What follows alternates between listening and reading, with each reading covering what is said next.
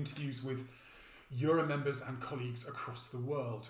In this interview, I'm delighted to introduce you to three of our industry's association leaders. Lynn Shotwell, newly appointed CEO and President of the Worldwide Employee Relocation Council, Steve Cryne, CEO and President of the Canadian Employee Relocation Council, and our very own Tad Zurlinden, CEO of EuRA. Please bear in mind this was recorded on the 6th of April, and as we all know, this is a very fast-moving situation, so it is possible that some of the information you're about to hear will have changed by the time you watch the interview. Hello everybody and welcome back to our series of interviews with EuRA's members and colleagues around the world. It is my great pleasure today to introduce you to the three leaders of our industry associations. I could say I'll go from top right, but I think everyone's in a different place. So first of all, Lynn Shotwell, I'd like to introduce you to Lynn Shotwell. Lynn is the new CEO and President of the Worldwide Employee Relocation Council. Steve Cryne, who those of you who've been to our conference will know, is the CEO and President of the Canadian Employee Relocation Council, and Tad Zurlinden is the CEO of EuRA. So first of all, I'm really grateful to you for doing this, so welcome on the call. Lynn, I'd just like to introduce you first. You're brand new in post and you haven't actually met your team yet, is that correct? So I've only met my team virtually. Last Monday was my first day on the job. I have not yet set foot in our office, but I started out with a virtual coffee with my leadership team on Monday morning, and then Monday afternoon we did a virtual staff meeting where I got to see everybody, as you say, Brady Bunch style, all 28 of them. And since then, it's just been a lot of one-on-one and group calls over the past week. This week, I'm focusing on meeting my board members virtually, as well as getting to do one-on-ones with my staff. So it's been a really different start than I had envisioned, but it will make it all work. I think it's just such a mark of the strange new world that we all live in. But honestly, congratulations, the WERC, amazing organisation. So I'm really delighted that you're here. Thank you. So my first question is going to be, first of all, just starting with Steve, how are you and what's happening right now? You're based in Toronto. Thank you very much. It's a pleasure to be with you again. And Lynn, great to be working with you. Very much looking forward to the future collaboration. And we've discussed some ways in which we can look to supporting the industry. How are things here? Somebody said to me the other day, it's the 89th day of March. So it's surreal. Where I think when we spoke, I think 2 weeks ago, Dom, we were just going into the start of this, and it's getting more familiar, but it's also becoming more and more uncertain, and the gravity of the situation, I think, is really hitting to the extent that we didn't see that probably 2 weeks ago. Yeah, I think that's right. And Lynn, you're in DC. Are you in DC or Virginia or Maryland? Where exactly? So I live in Arlington, Right. which is where the office is, and it's right across the river from the Washington DC. And how are things because I know I was talking to a colleague in Virginia, and I know that the rules are very different between DC and Virginia. How are things? Well, about a week ago, in fact, it was a week ago, the Virginia governor asked us all to shelter in place at home until June 10th. Maryland and DC they also asked everybody to stay at home, but I don't know if they actually set a date the way that Virginia did. That could be lifted if things go better than anticipated.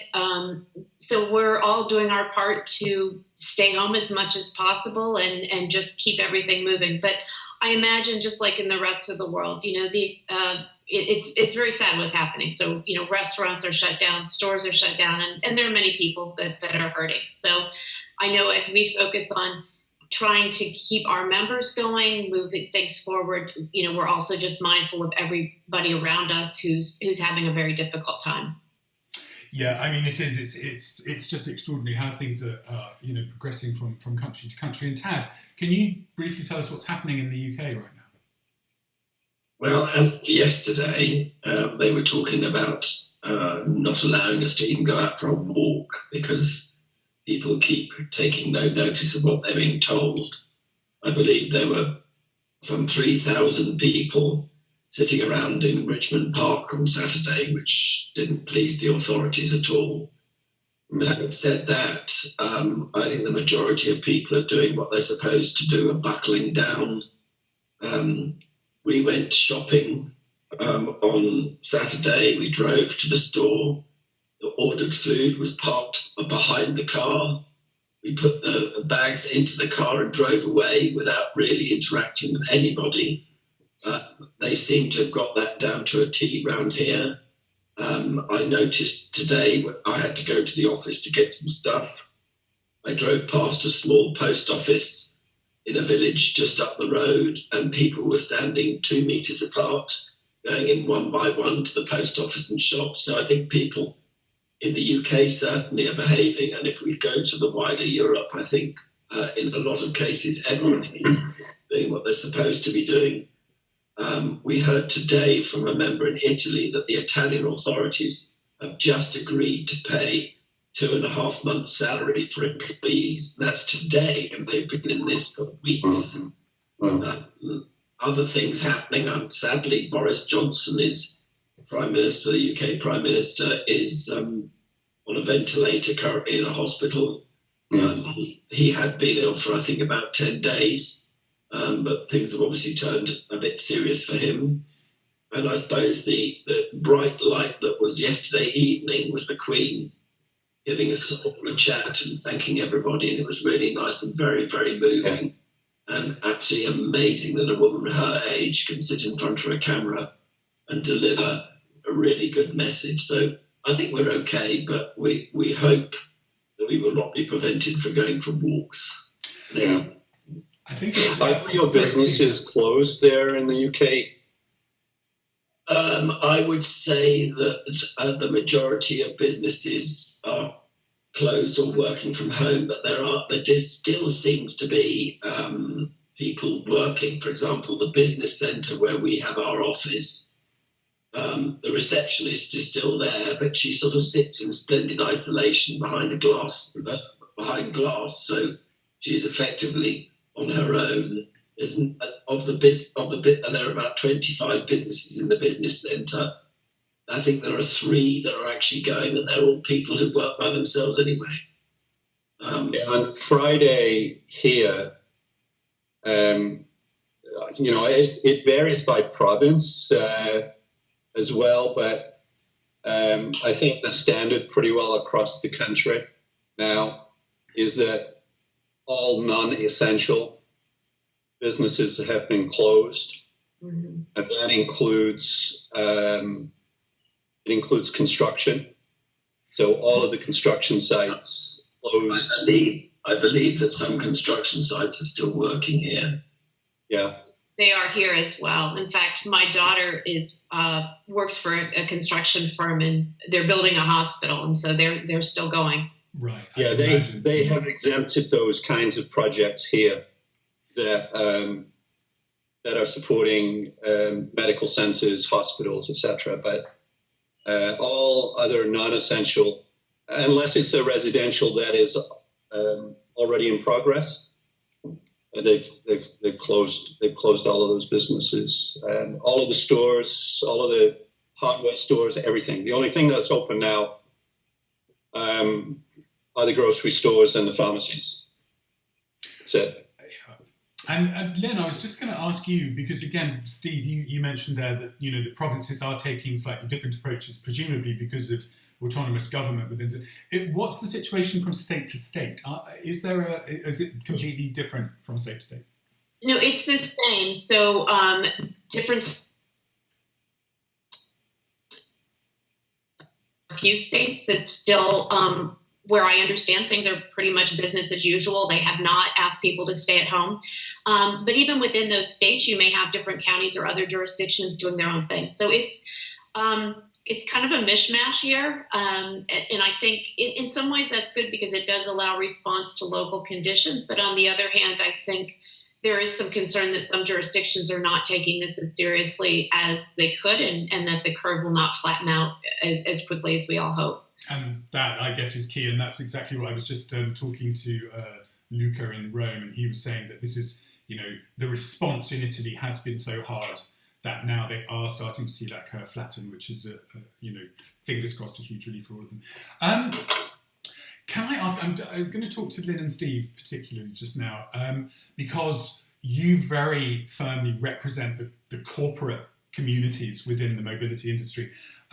Steve, how is the corporate community in Canada responding, and what kind of conversations are you having? I would say that they're responding. When you say the corporations, I'm speaking specifically about the people in those organizations that manage their global mobility programs, and they're coping. They're managing to, their number one concern is being the health and safety of their employees, trying to make sure that they are out of harm's way. And they've been doing that in a variety of different ways. I think I mentioned on our last discussion, we had done some surveys of our members about how they were coping, and whether that was from repatriating people back to their home country, or having them work remotely from another location, or working from home. They have been putting those programs in place, and I think they've been managing through very chaotic times. There is no playbook for this. Doesn't matter what policy you have in place. They have had to come up with solutions, and we've been hosting conference calls with our corporate members on a regular basis, with small groups, so that they can interact and speak with one another, and learn about how the experience has been for them. And the one comment that keeps coming back to me is that we're making the decisions today, but in hindsight, we're not sure that those are going to be the right decisions, because there's just no framework for this. We're in totally uncharted waters. And I will say that the other comments that I have heard right across the board from all of the people I have spoken to is the support that has been extended by the supply partners. They just cannot say enough about the great work that the supply partners have been doing, and the creative solutions that they have brought to the table. So I think there's there's a lot of good things that are happening through that, and certainly the value of the supply partners has been tremendous support. We've been hearing the same thing. Lynn, again, just for people who don't know your background, you're very, very connected to the corporate mobility community. You were with the Society for Human Resource Management, is that correct? I was. Yeah. And prior to SHRM, I was with the Council for Global Immigration, so focused primarily on the immigration aspects of mobility, and then with SHRM, obviously, all of the international HR aspects. And now I'm delighted to be part of this broader community. And I'm learning a lot of issues. I've learned a lot over the past week. Have you had any opportunity to talk yet with some of the corporate members? You said you were about to start talking with your board. Have you heard anything from your corporate community? Just a few, right? And I think I would echo what Steve has just said about what I've heard. First of all, it's a very welcoming community. I was overwhelmed by the number of LinkedIn invitations I got in the last week, and the warm welcome I received. So one of the things that attracted me to this industry are the people who work in it. And I think they all have good hearts and are really working hard to do, as Steve said, which is first and foremost, just take care of their expatriates. So what I have heard is, I think they're doing triage, right? So first of all, it's making sure everybody's safe and in a good location. And then we think about the compliance issues, right? So there are a variety of immigration and tax and other issues that are coming up that we're going to have to work through, and we'll have to reach out to governments to try to get relief. I think that's on kind of the corporate side. On the service provider side, I know one of the things we're really concerned about is making sure that all of our members are able to financially survive this crisis. So, and I imagine this has happened in other countries, but the U.S. Congress has passed a relief package. We're actually having a webinar about that tomorrow to try to start outlining some of the provisions that are in that package and ways that members can tap into that.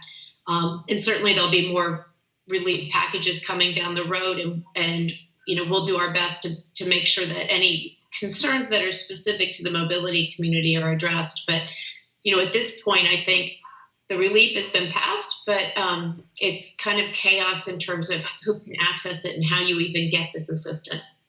Yeah, absolutely. That's what we've been hearing as well. And I'm going to ask Tad about that in a second. But it's very interesting how through a lot of these interviews when speaking to our members, one of the things that at the very start started to alleviate their psychological stress was knowing that financial incentives and aids were being put into place. I think it's so fundamental. Tad, what are you hearing from the provider community within EuRA? Well, I think that I've been hearing the stories of people being stranded and being sorted out and having to invent new ideas and ways to deal with situations that are completely unheard of. I was talking to one member in the UK. They suddenly had something like 40 people in a hotel, and the hotel was closing, and these poor people couldn't go home. So they came up with an innovative idea. They went to a service apartment provider that was empty and said, "Will you take these people on a kind of not so serviced apartment type situation?" And they were able to rehouse them like that. On the other hand, very, very interesting, the sort of reaction time that governments have had in terms of offering assistance to companies in general, not just relocation companies. I think there was a bit of a time lag in the UK, and there were a few white faces wondering how the hell they were ever going to survive. And one chap was saying to me that he didn't know what he was going to do. He thought all his best people would leave him because he wouldn't be able to pay them. And I just turned around to him and said, "Where are they going to get another job then?" And I think reality began to come in there. And then all of a sudden, the British government announced packages. And, we suddenly see that everybody is relieved. And as I think I said earlier, in Italy, they're all heaving a sigh of relief today because they've just been offered something. In France, the French government just rushed in and said, "We're going to pay everybody. It doesn't matter, whatever." I don't know individual situations around the world. I know the Australians, for example, were quite slow to react and only sort of came up with packages recently. But I suppose it's individual governments have got to have time to sit back, think how they're going to deal with this. This is totally new for absolutely everybody. None of us have ever seen this before. And, it's a war with an invisible enemy.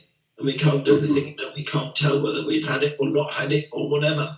And so it's extremely difficult. But I think, after 2 weeks of shutdown here in the UK, I think that everyone's getting used to it, as you say, Steve, and it's become a sort of way of life. And it's so exciting to go out and just go to the shops, once in 2 weeks. It's an adventure. Very surreal.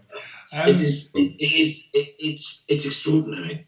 That's all I can say. Thank you. I'm going to just pick up on a couple of things because, that's interesting, Tad, that you talk about financial aid and initiatives, and I'm going to come back to that. But Lynn, going back to your piece about compliance and, your background in immigration, I was talking to, it was just so interesting having the completely opposite message from two members, one in Hungary and one in the United Arab Emirates. And in the UAE, which has, as you know, very strict immigration compliance, if you don't have a job, you must leave the country. They just said, it's all fine. It's all fine while this is going on, Whereas in Hungary, there is a myriad of bureaucratic compliance to take care of. So again, Lynn, from the point of view of, your knowledge of the corporate world, that compliance is key.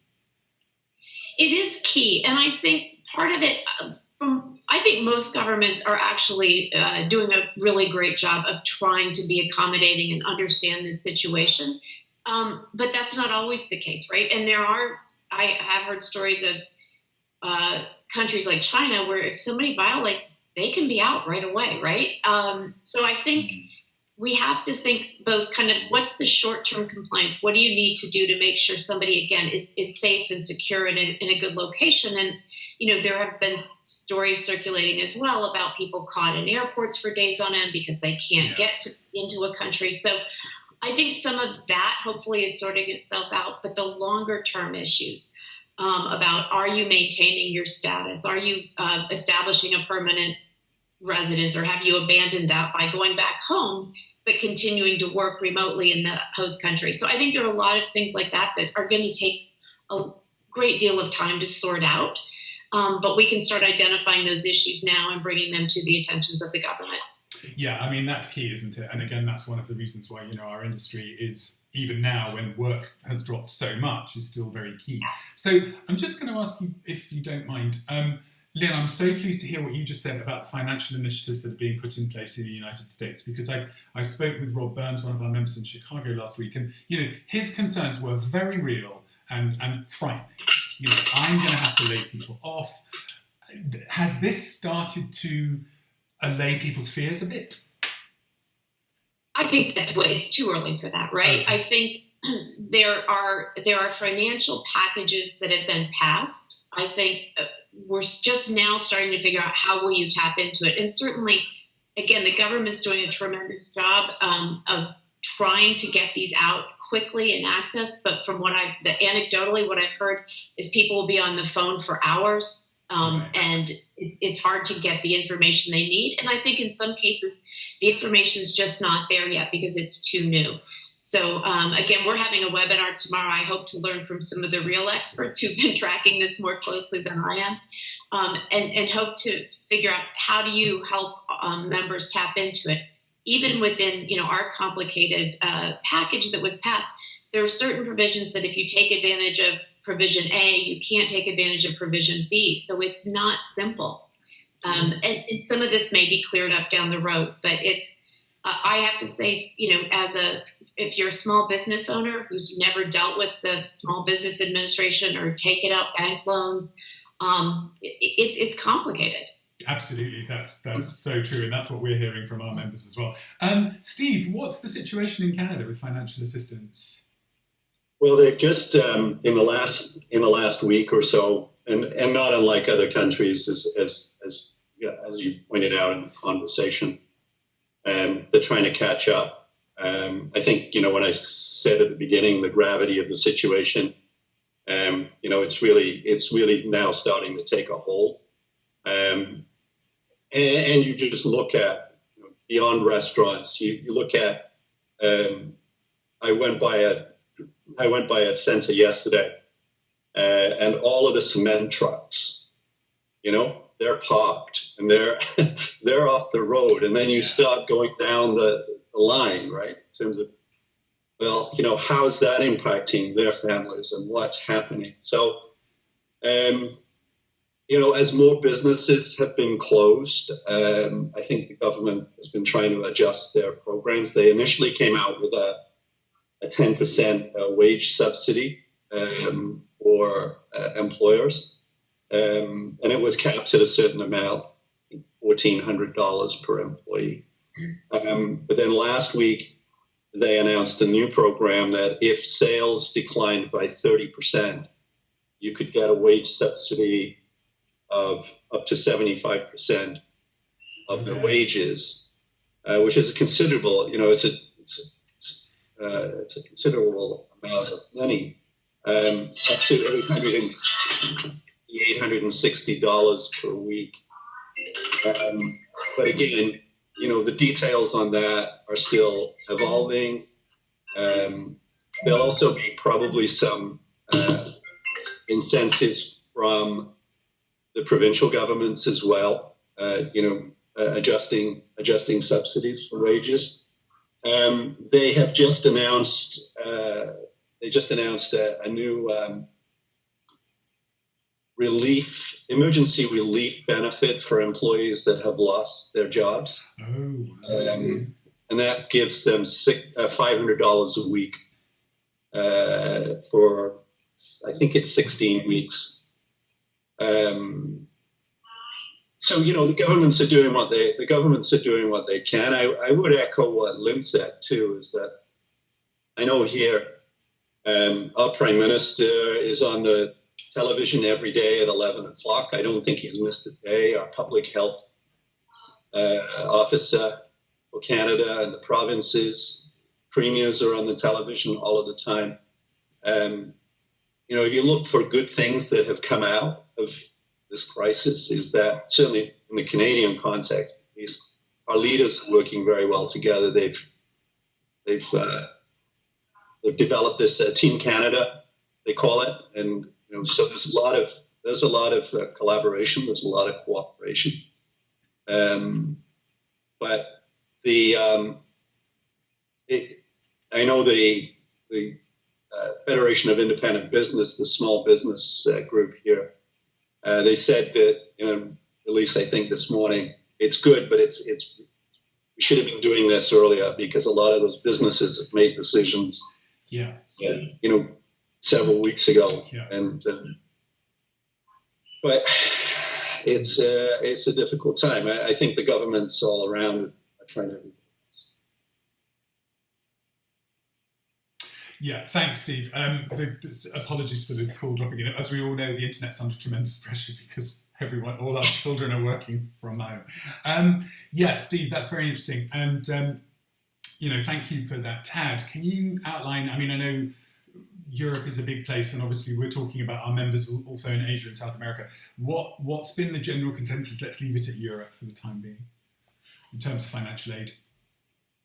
Well, I think, as I said earlier, I think most governments have stepped up to the mark and are helping people. But what I find fascinating is that they're all offering slightly different packages or slightly different ways of doing things. Here in the UK, you can furlough employees, which I thought was something to do with horses, but there we go. Apparently, you can furlough employees. That's a furlong. And you can get 80% of their salary paid for up to £2,500. If their salary is up to £2,500 a month, thereafter, if you want to continue paying them the rest, you can. If you want to top up the 20%, you can. But whilst they're furloughed, they are not allowed to work. They must stay at home and do whatever they want to do at home. They're not allowed to work. I believe that if they want to do if they decide to do some training, they can do that. Yeah. But it's entirely their decision. They can do what they like, which I suppose is fair enough, because effectively they shouldn't be working and earning money and being furloughed at the same time. However, if they're a part-time employee and they only work 4 hours a day, and they have another job where they work 3 hours a day, they can do their other job of 3 hours a day. So that's being fair. And I believe there are also packages for companies and things here, and the same everywhere else. Whoops, I've dropped out. Don't worry, we can still hear you. I think I've gone. No, we can hear you. Oh, I'm still there. Yeah. I can't remember where I was. Yes. So you were talking about companies, the impact on companies, and what's being given to them directly as opposed to the employee. Lost my thread completely. So you were talking about the impact on companies, not the employee. I was talking about. You can't hear me, can you? You can still hear me. I'm sorry. I completely lost my thread. In which case, what I'm going to do then is, if you don't mind, I'm going to move on to... In other parts of the world. Go on, sorry. Oh, yes. The companies are receiving... That's unfortunate. Yeah, I know. Never mind. We'll come back. It's honestly, and it happens at this time, between 3 and 4. I don't know why. All the kids are suddenly online for some reason. Yeah. So listen, I'll wait for Tad to come back, and but in the meantime, so moving on to my final question, really. So as organisations, we represent large numbers of companies and individuals around the world, and we're all trying to figure out what we can do for the best for our constituents, our members, our wider family, as it were. Lynn, can I start with you? WERC, you have a huge number of members across the world. How are they reacting, and how are you responding? So again, I'm 1 week into the job, so we're trying to fix that. I think, look, I've seen our communities. We have online communities where there's discussions, and I see people trying to help each other out, right? They're asking questions. Colleagues around the world are jumping in and to saying, this is what our company's doing. Here's how we're handling this. So I think this is a real opportunity for that community to come together and share ideas and network and really think through not just what are we doing right now? How are you triaging? What are the policies you're putting in place to deal with this crisis that are maybe different than before? But really, I think our next thing is to start focusing on what's next. I don't think any of us know when next is coming or what it will look like, but we know it won't be what it looked like on February 28th, right? So the world's different. How different is it going to be? We don't know, but we can start thinking about that and batting around ideas about, will you put this policy in place? Will you put that policy in place? And we can start sharing and benchmarking just like we have in the past. So I think this is, one of the things that I think all of us share is that we have as associations for our members, we can provide that space for people to come together and talk openly and honestly with each other and share. It may be even more openly than we have in the past because we know we're all in a really different world and we have to start planning for what's next. So I think that's what we're trying to facilitate right now. We're going to be doing that through a series of roundtables, through the online communities that we have. And I think our members are, they're hungry for that. Thank you, Lynn. Yeah, I completely agree. Steve, how are things with CERC and with your constituents? Well, we've been, we've been doing those similar things. We've hosted a couple of webinars. Last week we did a webinar with some of our household goods and DSP members to understand how are they getting through this very difficult situation. We've been hosting conference calls, as I mentioned earlier, with our corporate members.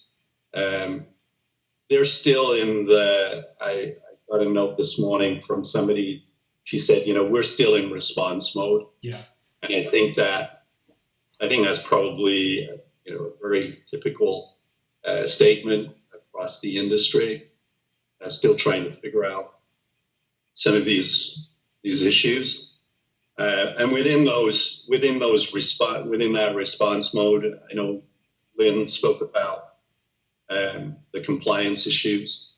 Those are the issues. I think those are now the next immediate issues the companies will be dealing with.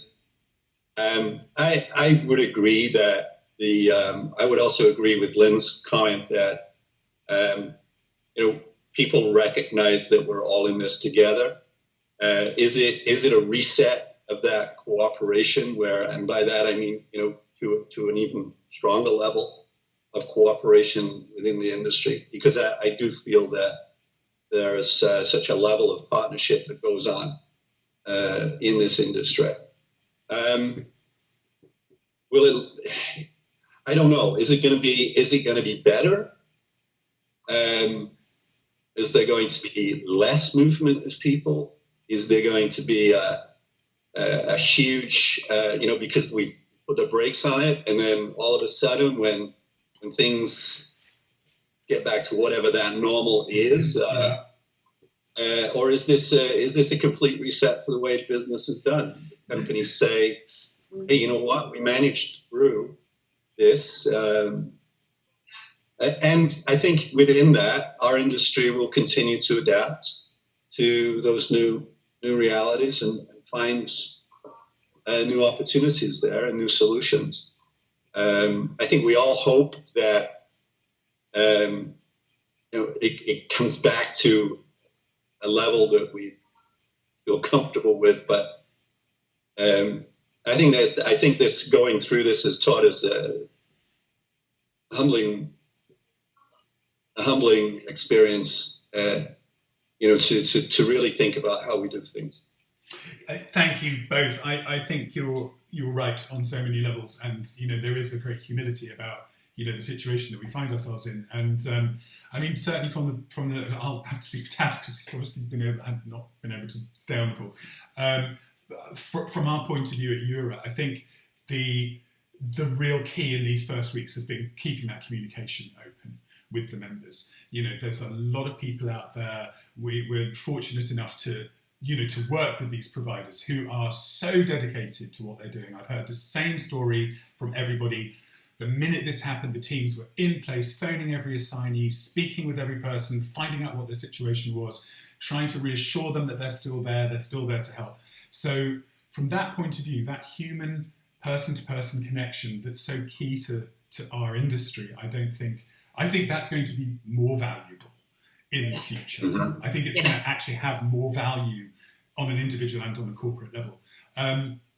It's very difficult, as you both know, when you represent members, especially in the first 2 weeks, we were really genuinely just caught in the headlights a bit. It's like, what do we do first? What do we do best? And as time's gone on, obviously we've opened up our training programs for free. We've opened up all the certifications for free, which has been really appreciated because people have got people with time. So that we were glad that we'd made that investment in that online platform because we could not have done that a year ago. Yeah. A year ago it wouldn't have been possible. So, I guess like you both said, we need to keep that communication open. We've got an amazing community. Our three organisations represent some of the most amazing people. Maybe Tad's back on an iPad. That was intuitive. Tad, your microphone is actually switched off at the moment. Let me see if I can switch it on. Can you hear it? No. Okay. Yes? Yay! I can hear you. I'm sorry, I'm here. That's okay. We can hear you. That's great. Tad, sorry, I was just sort of talking on your behalf, really. So I was just saying that we were able to open up the training, and Lynn and Steve, could you still hear them while you were off the call? No, I think the gremlins are in the machine. What I would love to do is in 2-3 weeks' time, when we know where we've gone, that next stage further forward. And I would just say, again, speaking to people across Europe, the response is wildly different. I mean, were you aware, for example, that Sweden has put no restrictions in place except for gatherings of more than 50 people? No, exactly. So that's a completely different response. I was talking to Michelle Bramstoft, our president, who's based in Copenhagen, and she was saying that after Easter, they're planning on drawing back on some of the more onerous restrictions. So it's very interesting how this is being politically managed in such different ways in so many places. Yeah. Lynn, you mentioned June 10th. Yes. And as I look at the subsidy programs that we have here, it seems that there's some expectation that the curve will have flattened here by that time. I think this week is going to be a very trying week in North America. Yes. And it's according to the health offices, it's going to give us some further determinations as to how long this is going to last and whether or not there's going to be more stringent measures. In Toronto, particularly, there is nothing out until June. No public gatherings, no concerts, no of more than 5 people, I think. So June, around that time, seems to be the expectation. So I think it would be good for us to come back. I would love that and share that. Yeah. And I think as we look to the future, is that we need to impress upon government how important it is that the needs of business migration. This is not closing borders to business migration and business travelers. And that we do need flexibility when it comes to tax and immigration compliance when there are situations like that. Absolutely. Yeah, absolutely. And again, I was just going to say to both you and Lynn, I mean, we have been in awe of both of your organisations, as long as we've been working in this sector, because you have both managed to create organisations that are listened to on a governmental level. So I know, Lynn, you're based in DC for that reason, right? Yes, we are. Yeah. Yeah, I think it's so critically important to be working with governments at this time. Look, I'm an optimist, and people have moved throughout since humans have existed, and I think we will continue to move. It's in our nature, and we will, as wonderful as online gatherings are, we have a fundamental need to be together. So I'm hopeful that things will come back to somewhat of a normal relatively soon. But I agree with Steve, the next 2 weeks in North America they're telling us are critical. So how quickly that happens, our president last night was saying, they're hoping by the end of April we can start opening things up. I think we just have to wait and see. So, I think it will be interesting to see what happens. But I do think we can work with government. Both, and Steve and I have both worked through the International Organization of Employers to reach multiple governments around the world through the United Nations system. So I think there's something we can do to come together to work with our own governments, coordinate policies together, and then also to take that to as many governments as we can, because this is a great time and they're listening. Absolutely. Thank you so much. Dominic, can you hear me? Yes, I can, Tad. Did you explain what I've been up to in the last I did not. No. Do you want to briefly just go over that? Because again, we don't have those same governmental links that you guys do. Like I say, we've been learning from you for a while. Tad, please go ahead. It would be impossible for EuRA to spend its time contacting every government in the world. But on the other hand, the UK organisation, the Association of Relocation Professionals, which we also manage here in the UK, I've been trying to get members of the ARP and indeed some of the EuRA members who are not ARP members motivated into getting hold of local politicians to push relocation mobility industry, because we are very much in the shadows, certainly in the UK and in most European countries, and we need to come out and we need to tell everybody that we're here. And we need to show the world how important we are in terms of moving people around to keep business moving. So I've been concentrating on that because it's something I can do here in the UK. Mm. Thank you, Tad. I think, again, the message I'm getting from you all is that, supporting our members, continuing to lobby on a governmental level, and being there as the voice of this industry, to be able to, I'm with you, Lynn. I am an optimist. I believe that whatever shape our industry comes out of this, it's going to be different, but it's going to be even better than the amazing industry that we represent right now.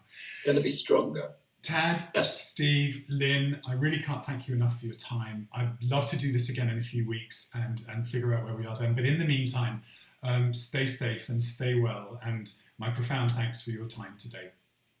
Thank you so much. Thank you so much. Thank you.